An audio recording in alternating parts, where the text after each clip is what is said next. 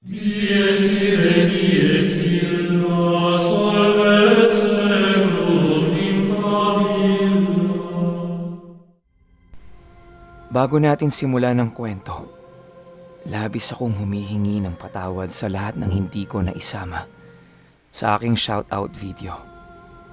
Babawi ako sa inyo. Pangako yan, mga mahal ko. Simulan na natin. Ang mga kwentong ito ay hango sa totoong buhay. Karanasan ito ni Bibe at Kuya Arnold. Unang karanasan, San Vicente. Taong 2015, San Vicente Siraway, Zamboanga del Norte. Itong mga panahong ito ay dito pa nakatira sa Siraway si Bibe. Ngayon kasi, nandito na siya sa Parañaque. Ayon sa kwento niya, sila daw magtotropa ay yung tinatawag na asay. Na ang ibig sabihin, kung nasaan na may kainan, nandoon silang magkakaibigan. Isang hapon daw meron nag-imbita sa kanila sa San Vicente. Birthday daw kasi ng tatay ng isa sa mga kaibigan nila doon. Hindi naman sila nagdalawang isip na pumunta kasi nga kainan yon. Pero bago ka makarating ng San Vicente, marami ka munang dadaanan. Yung pamilya kasi namin sa St. Mary nakatira. Oh, kung may mga taga-Siraway dyan, alam nyo yung St. Mary.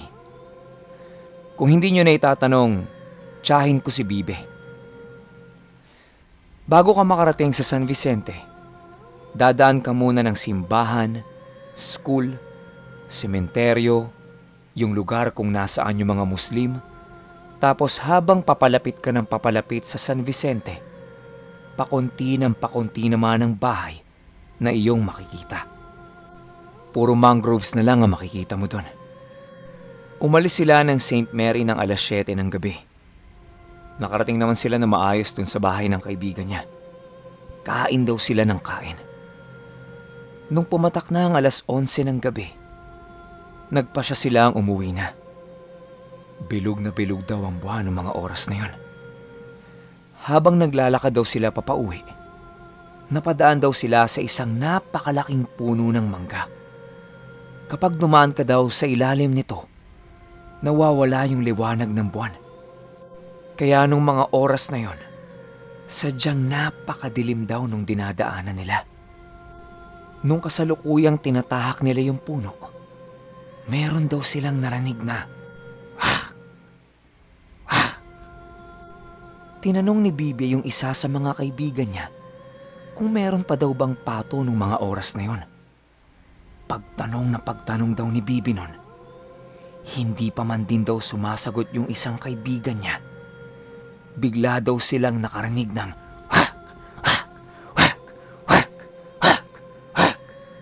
Sunod-sunod daw yun at pakiramdam nila hinahabol silang magkakaibigan ng kung ano man ang nilalang na yun.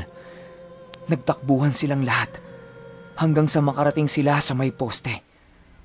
At nung nandun na sila sa poste, pagtingala daw ni Bibe sa itaas nun, kitang-kita niya na merong babaeng sobrang sama ng titig sa kanila. Wala itong saplot. Naglalaway at gigil na gigil daw na parang lulusubin silang magkakaibigan. Nung akmang susugod na ito, bigla daw merong sumigaw di kalayuan sa kanila. Mura daw ito ng mura. At pagtingin nila, isang lalaking may hawak na itak yung papalapit doon sa may poste. Gigil na gigil at sigaw ng mga hindi maintindihang salita. Maya-maya pa, tumalon yung babae na nasa poste. Doon na nakita ni Bibe na meron itong mga pakpak at napakabilis na lumipad papalayo sa kanila. Pakiramdam niya binuhusan siya ng napakalamig na tubig ng mga oras na yon. Parang hinahatak yung kaluluwa niya. Basta, sobrang hirap daw ipaliwanag. Nung nadikitan na sila nung lalaking may hawak na itak, sinabihan sila na wag silang magpapagabi sa daan. Kaya daw nandun yung wakwak sa puno ng mangga. Inaabangan daw nung wakwak na makatulog siya. Kasi bagong panganak yung asawa niya. At yung amoy daw ng anak niya, mabango pagdating sa mga aswang. Kaya ang sabi niya, hanggat maaari, wag na wag silang magpapaabot ng takip silim sa lugar ng San Vicente. Ikalawang karanasan, Dayo. Taong 1997, Don Carlos Revilla, Pasay, Manila. Itong mga panahong ito, merong parte sa Pasay na hindi pa nasusunog. Sa pagkakakwento kasi sa akin ni Kuya Arnold, sunog na daw ngayon yung dating lugar na tinitira nila. At malapit yun sa sementeryo. Usap-usapan noon sa lugar nila, meron daw bagong lipat tawid lang sa sementeryo. Tapos medyo weirdo daw yung mga nakatira doon. Kasi hindi sila nagbubukas ng ilaw. Tapos hindi sila lumalabas ng bahay sa umaga. Ayon sa kwento ni Kuya Arnold, isang hapon daw nakasalubong niya yung isa sa mga nakatira doon. Bata lang daw eh. Mga edad 11 o 12 yon. Ayon sa paglalarawan ni Kuya Arnold sa itsura ng batang nakasalubong niya, nakakalbo na daw yun. Tapos maraming sugat sa buong katawan. Nakita niyang merong hawak na patpat yung bata. Pinapalo-palo yung isang nicho na bagong semento. Bagong semento yung nicho. Ibig sabihin, meron lang kalalagay na bangkay sa loob. Tinawag niya yung bata. Tapos tinanong niya kung ano yung pangalan. Nagulat daw ito at tinitigan siya ng sobrang sama. Hindi daw ito nagsasalita pero yung titig sa kanya, parang gustong gusto daw siyang kagatin. Yung itsura daw nung bata, walang mga kilay. Tapos yung alulod na nasa itaas ng labi natin, wala daw. Blankong-blanko daw. Tapos yung mga ngipin, sobrang didilaw na magkakahiwalay. May ibang amoy din daw yung bata. Amoy dagang kanal daw eh. Basta mabaho. Tumakbo daw yung bata papalayo sa kanya at pumasok ulit doon sa bahay nila. Hindi na lang daw to pinansin ni Kuya Arnold. Ang gusto lang naman niya makipagkaibigan. Lumipas pa ang ilang linggo. Medyo nakakaramdam na ng kakaiba yung isa sa mga tita ni Kuya Arnold. Meron kasing tita si Kuya Arnold na tomboy. Aksidenteng nabuntis yun noong mga panahong yon. Sakto namang kakalipat lang doon ng mga dayo. Yung tiyan ng tita ni Kuya Arnold, 8 months na. Bale, malapit na ang kabuuanan nito. Hindi daw siya mapakali. Tapos pakiramdam niya, parang palagi daw merong nakatitig sa kanya. Tapos kamot siya ng kamot sa tiyan niya. Hindi niya daw alam kung senyales ba yun na manganganak na siya o kung anuman. Basta, sobrang nakakairita daw eh. Hanggang isang gabi, merong dumayo sa bahay nila na hinding-hindi malilimutan ni Kuya Arnold sa tanampuhay niya.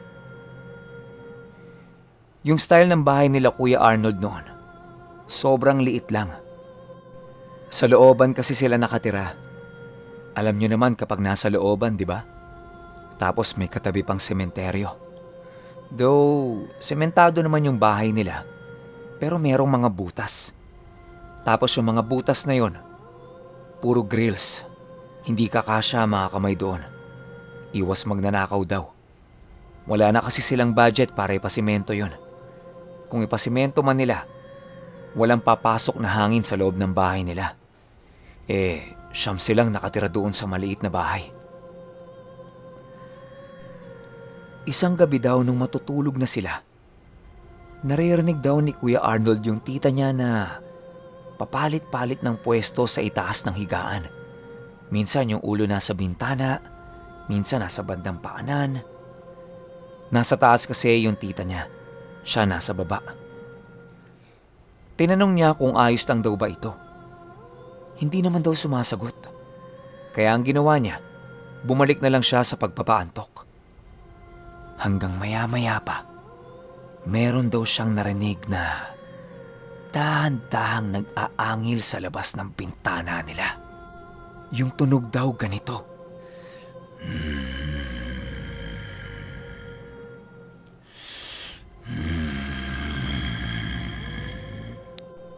Pagtingin ni Kuya Arnold sa labas ng bahay nila, tapat na tapat sa mukha niya na merong aswang na nag-aabang na makatulog silang lahat.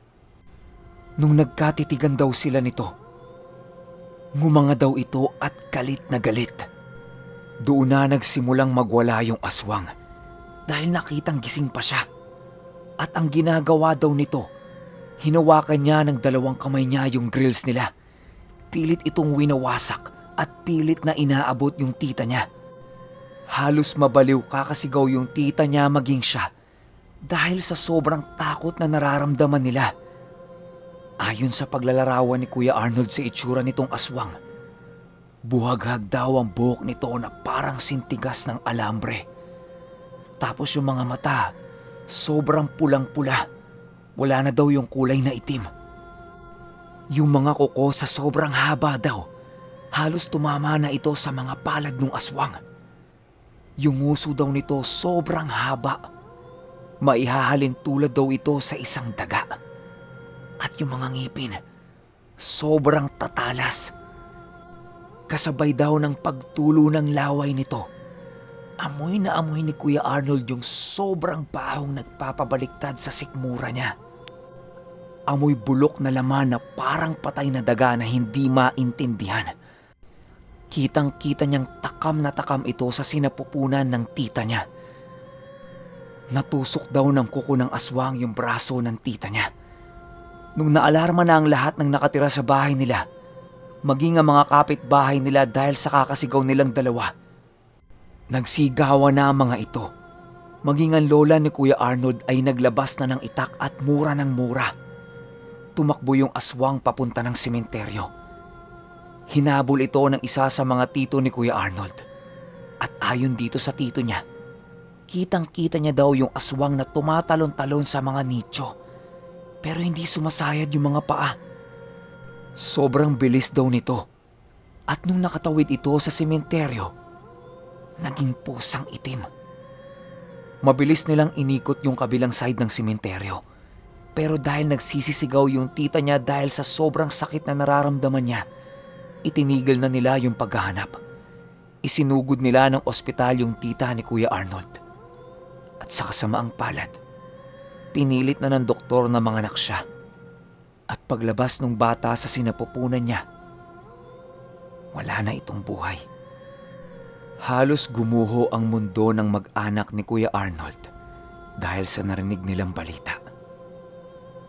Magmula nung gabing yon, isinumpa ni Kuya Arnold ang lahat ng aswang. At mas lalong pinatibay nito ang paniniwala niya pagdating sa ganitong uri ng nilalang. Kinaumagahan, pinuntahan nila yung bahay ng pinaghihinalaan nila. Pero pagdating nila doon, wala na silang naabutan maski mga gamit. Kaya usap-usapan noon sa Pasay na pamilya ng aswang, yung mga tinatawag nila na dayo. Siguro maski kayo, kung kayo yung nasa sitwasyon ni Bibe, hindi nyo din siguro may papaliwanag kung ano yung mararamdaman ninyo. May tendency na baka himatayin pa kayo. Kasi si Bibe, malapit na siya sa ganung punto eh. At saka yung mga binabanggit kong lugar, huwag kayong mag-alala, next year iisa-isahin natin yan. At tungkol naman doon sa tita ni Kuya Arnold, kakabalita lang sa amin last month, pumanaw na din ito.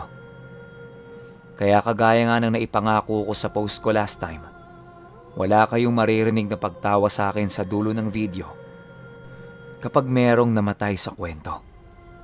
Pasensya na. Ipagdasal na lang natin yung kaluluwa ng tita niya at ng anak nito. Kahit matagal na panahon nang lumipas yon. Nasa sa inyo pa rin kung maniniwala kayo sa mga kwentong ito. Pero ako sa sitwasyon ko, paniwalang paniwala ako dito. Dahil halos hindi kayanin ni Kuya Arnold yung sakit habang pinagmamasdan ko siyang nagkukwento.